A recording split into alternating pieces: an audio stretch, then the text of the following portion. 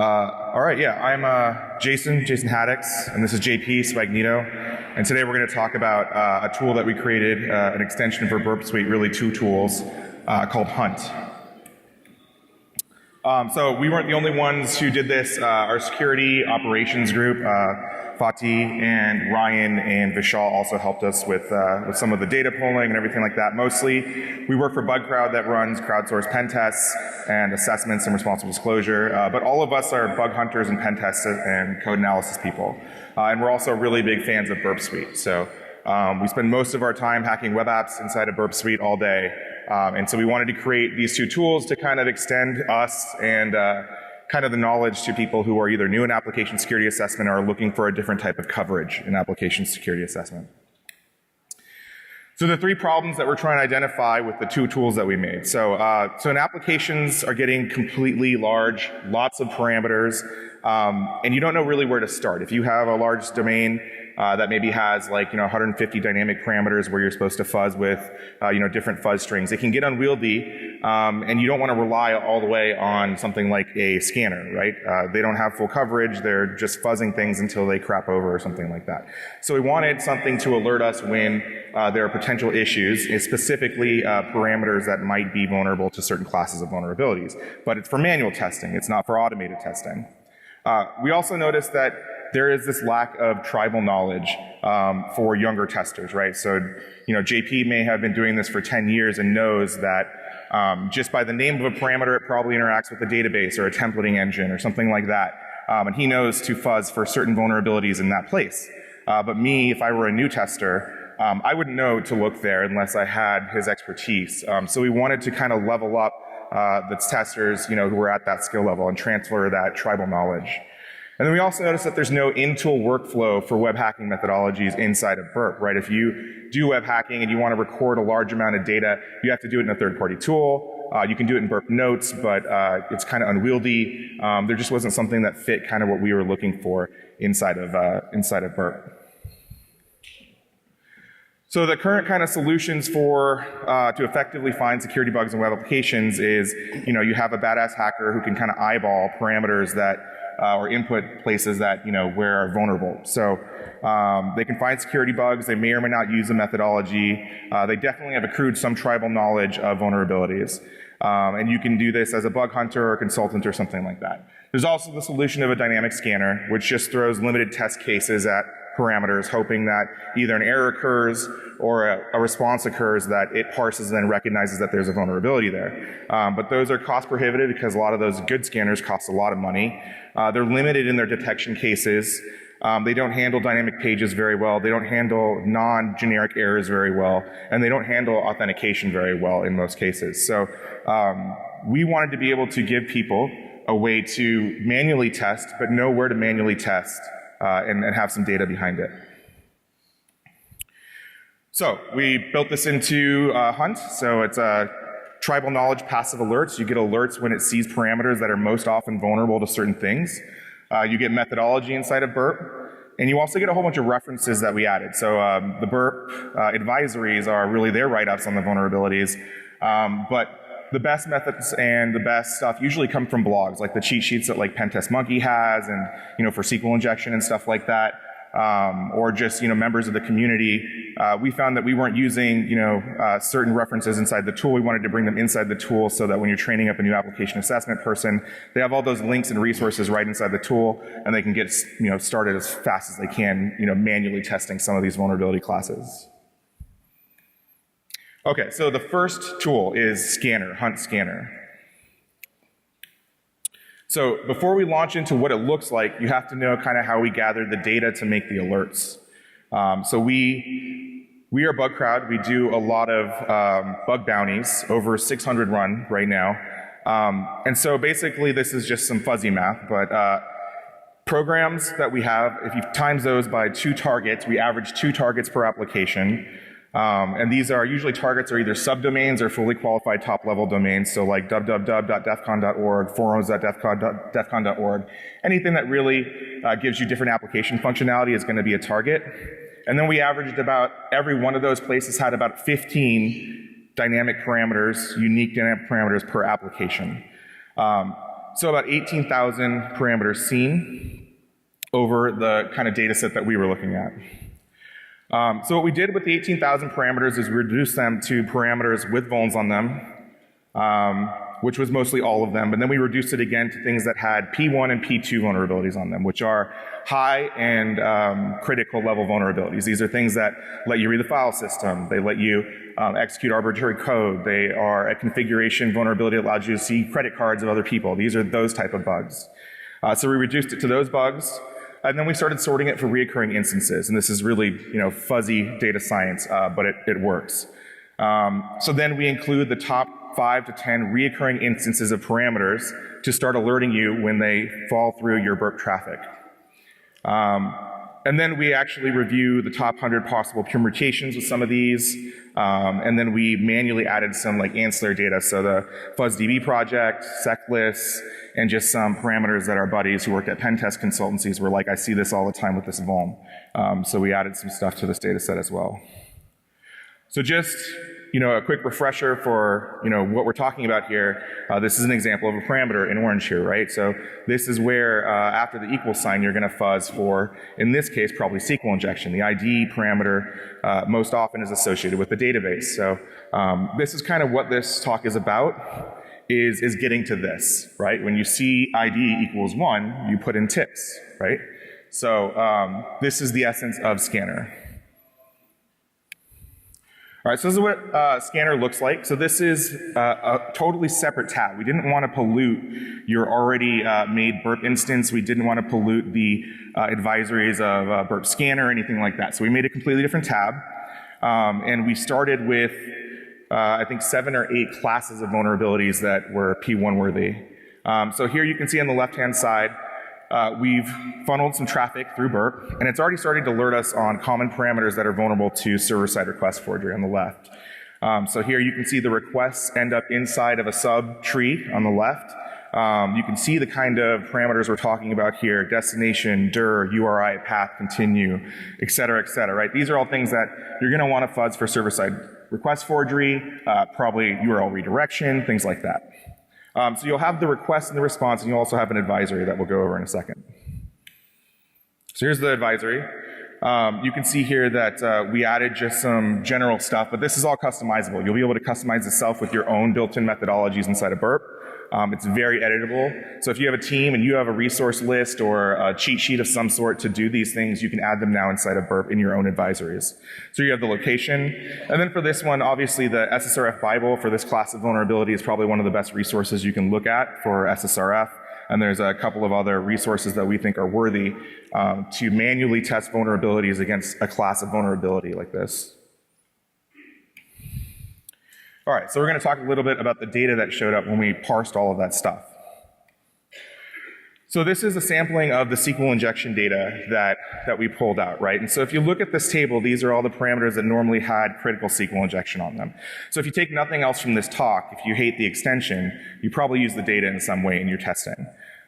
So ID, update, sort, process. What you'll notice when you start reading these things is they're all related to database stuff. A new tester might not know that some of these things are related to databases, and they might not know to test there.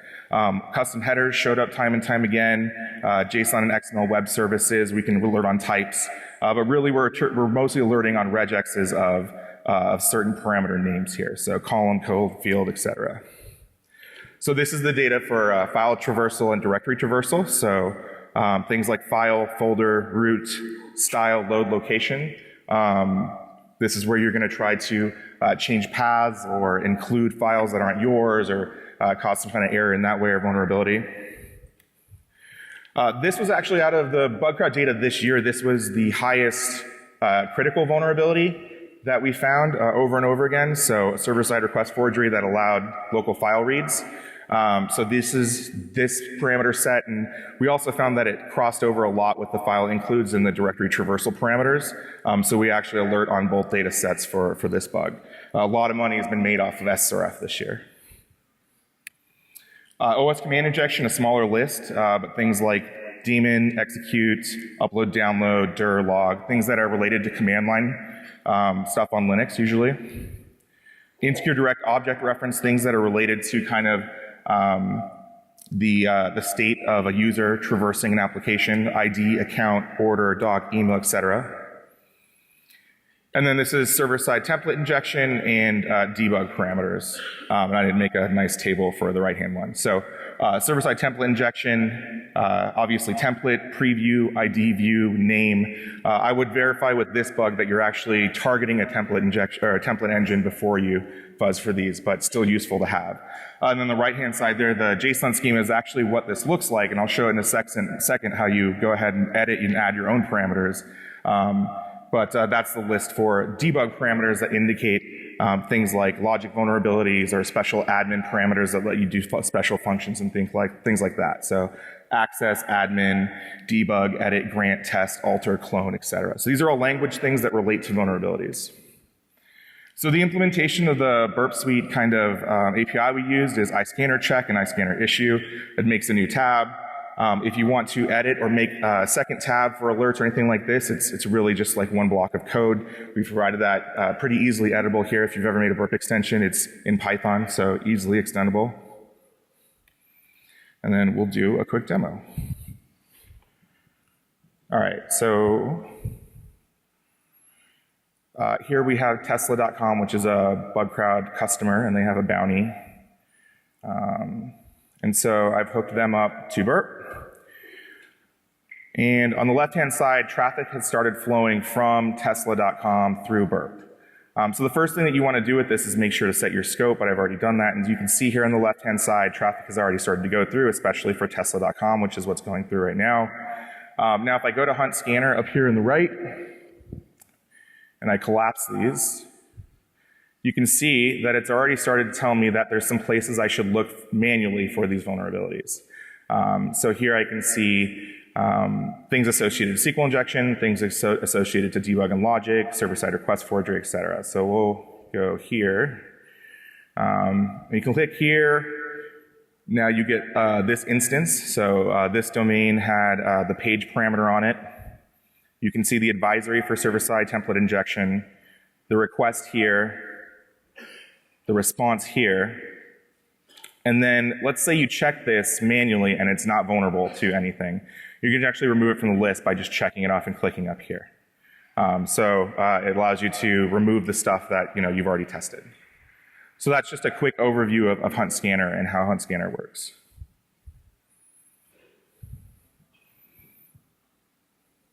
Let me back to slides.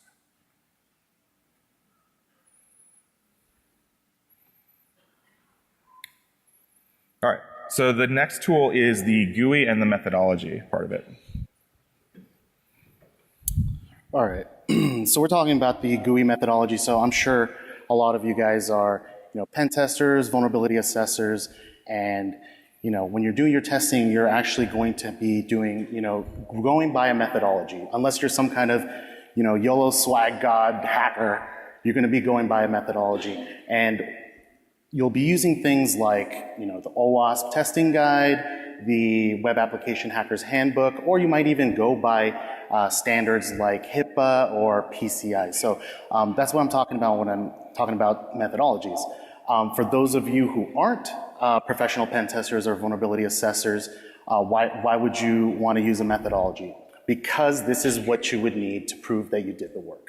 So kind of like in second grade math, they want you to show the work. This is how you would do it, and we actually put that into Burp Suite so that it's easy to get your request and response pairs within there, and then when you're going to generate your report, it's already in there, so you don't have to go through the hassle of copy and pasting and all that nonsense, right? So the first thing that we're going to talk about here in terms of the GUI is that you can have there's a right-click send to methodology section. So from anywhere in Burp where you have a request and response pair, you can actually just do a right-click, and you can see there's a line there that says send to Hunt methodology, and then it has the subfolders and folders where you can actually put that particular request and response pair after you've actually done your testing to show that you've done the work and proved that there is a vulnerability there, or if you have your POC in there, that's where you would put it. So this is what it looks like in Burp as far as the methodology window. So you'll notice a few things here. On the left-hand bar, you'll see that there's a file tree there. So essentially, it's the methodology that you're going to be using, and then we break it down by functionality. And for this one, this is the actual default kind of JSON file that we have included within Hunt, and it breaks it down by areas of the application that you generally are testing for vulnerabilities. Things like the account registration, money transactions, authentication, search, contact us. Those are usually the places where you're going to be testing for vulnerabilities and where you'll definitely find vulnerabilities of certain types. So, for example, on the account page, you're going to be testing things like IDOR or cross-site request forgery, authentication bypasses, stuff like that. So this is how I have it laid out. But if you have your own methodology, you can also just do it yourself, and it's a simple JSON file, and we'll get to that in a second. And you can, put in your own methodology. Everyone has a different methodology that they follow, but the important thing here is that we wanted to make it easy for the pen tester to be able to actually put that methodology in Burp so that they're going through it and they're efficient at doing their work. So here you can see that there's a description. So not just for the seasoned pen tester, but again, we wanted to address that tribal knowledge aspect. So if you have newer members on your team who aren't seasoned or aren't used to doing web hacking, for particular testing here, so let's say for authentication bypass, I don't know what the hell that means.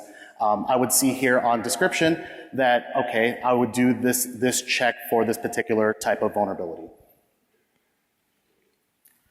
The next tab here is called bugs. So we do multiple request and response tracking.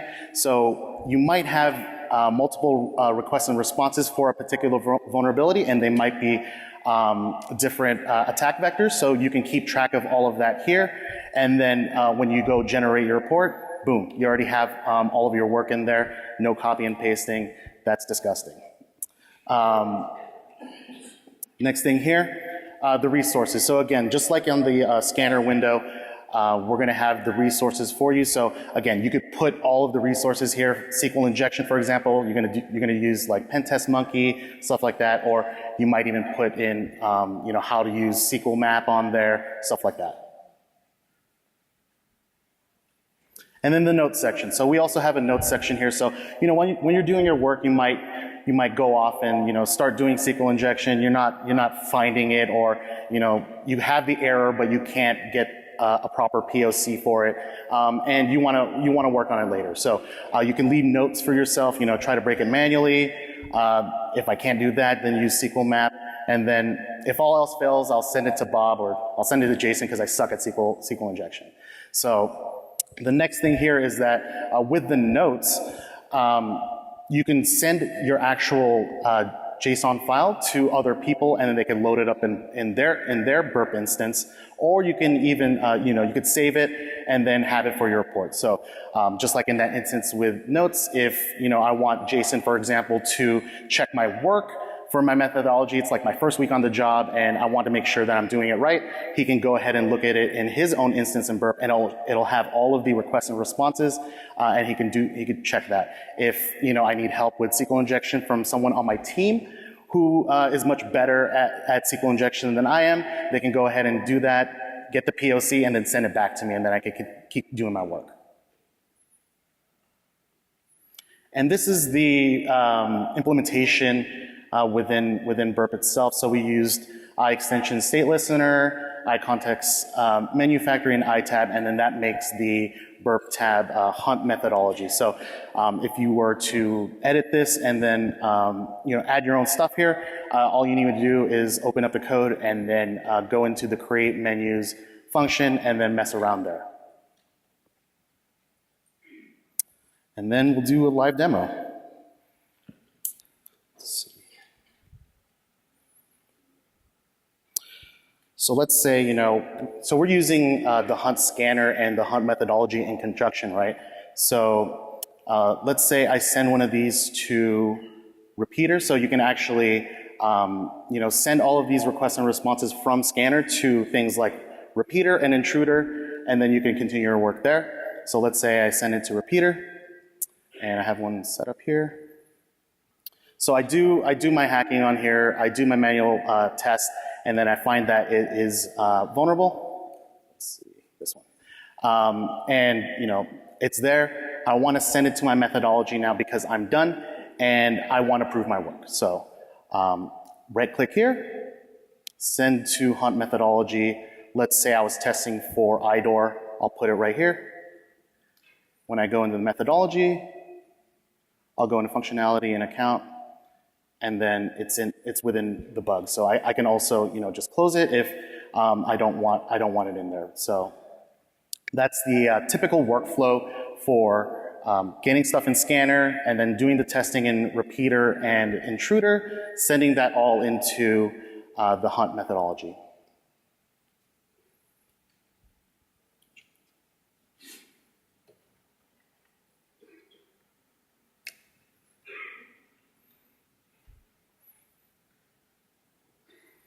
Now let's talk about the actual plugin installation. So as we were talking about before, this plugin lives within Burp Suite. So kind of the installation is that we're using Jython. So the actual code is written in Python, and then we use Jython to be able to use it within Burp because it's using the JVM. So what you would do is here in this Python environment, you would go on the Jython website, get the latest standalone jar, and you would actually put it in here so that when Burp loads up the plugin, it'll go in there. Next is the actual installation of the plugin itself. So you would go into the extender tab, and you would add it as a Burp extension. You'll notice here that there's an extension type. I set it to Python, and then I set it to the actual extension itself. So then wherever that's living, select it, and then you're off and ready to go. But more of the setup of actually using Hunt. So those of you who have used Burp a lot know that the passive scanner can be pretty noisy. So depending on how you have your scope set up, you definitely want to do that. So you could see here, like with the example Jason gave earlier with Tesla, you would add in the target window, add scope, add Tesla here, and it will only get Tesla host names that match. After that, you would go into scanner, and then you would select use suite scope on the live passive scanning. So the scanner actually uses the passive scanner, but none of that information will show up on the actual passive scanner window. It'll be within Hunt. And kind of the effective way that we've seen this used and how we use it ourselves is that within the target window itself, you would go in there, click, actually spider all of those items so you can get a lot of coverage for all the things that you need to test. And once that's all done, click passively scan selected items, and all of that will end up in the scanner window. Cool. So another thing that we wanted to make sure was that it was easily extensible. So both methodology and scanner can easily be extended to accommodate something like a new CVE that comes out tomorrow. Maybe Burp doesn't have a check for, or a specific vulnerability that maybe you guys see in your environment but wasn't in our data set. So the scanner extensibility is just a JSON file. It's called issues.json. And so you define something in this kind of schema with, here you can see OS command injection is the one listed. And then all you have to do to add a new parameter alert is just add something at the bottom here. Here you can see under download, I've added sexy param. So this will now alert in the Hunt window. Methodology is very much the same, JSON file. You can set the top level pieces of the methodology in this schema, this array, and you can set text about it. You can set notes that automatically pop up with it, resources, bugs. You can load them automatically by filling out this JSON schema as well. So we'll go ahead and add something really quick. So I have the issues JSON file open for my loaded Hunt scanner. At the top, the first one is insecure direct object reference, and I'm just going to add a custom parameter here. So I'll add Beefcake. All right, so I've added Beefcake to the list, and I will just save that. And now we will reload hunt scanner. So you do that through extender, uncheck scanner, recheck scanner. Cool. Now we'll go to our site. And we're proxied still. And here we will change this to, hopefully this works. So this obviously doesn't exist, but it's still going to trigger the scanner, hopefully. All right. So let's go to scanner. I think that was an IDOR, right? Yeah, there's Beefcake, and there's our request and response. And now we could send this to either methodology or repeater to continue testing. So really easy to extend both the methodology and the issues in this. There's also the checklist, and we included 2 methodologies with this. So if you go into the default one, it's checklist.json. And here you can see this is kind of the schema. I'm not going to type up a whole new one, but pretty easily just to copy and paste one of these blocks here and create new methodology steps for your testers if should it apply to your work if you do something different or you don't like the methodologies that are included. So.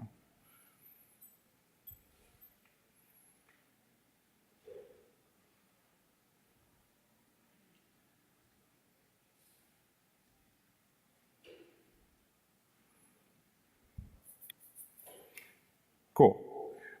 So stuff we want to do that we haven't done yet. We want more methodology. So we included in this one, we included the application functionality map that we test in, and then we also included the Web Application Hackers Handbook methodology in the back of the book. So these are things that we want to kind of improve on. This is all on GitHub. We're looking for people to help with this stuff. So PCI, HIPAA, CREST, OWASP, PTES all have methodologies or reference each other for methodologies and are kind of modified. So we would like to port these into that JSON schema so we can support using methodology for those. We like Burp, but a lot of people like Zap, so we could probably port this to Zap at some point in the future. More scanner vulnerability checks and classes with data sets from not just us, from other people.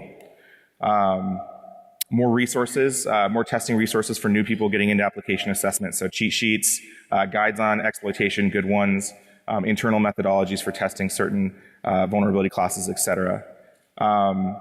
Dynamic JSON structure source. So we're now in the methodology. You can only have 2 nested methodology pieces, and you have to support the rest via notes and tabs. It's just something that we haven't been able to get around right now, so we want to figure out that problem. The GUI is not up to par. We would like to make that better. Right now, it only supports param equals value scanning. So we would like to support REST scanning at some point as well. So REST URL support. And then there was, you notice when we did the right click, you only saw intruder and repeater. We'd like to include some of the other full burp helpers, like the rest of the right click menu that you get in targets, searching and highlighting, etc. But those APIs are a little harder to bake into a custom tab window. We'd like to be able to do some file name analysis instead of just parameters, but we don't have data on that yet. We can parse it soon. So instead of parameters like resource name or script name or something like that, most vulnerable classes there, and then alert on content types, etc. So there's still a lot of work to be done here, but yeah, it's pretty good. And then responses on errors. So yeah, so that's the gist of the tool.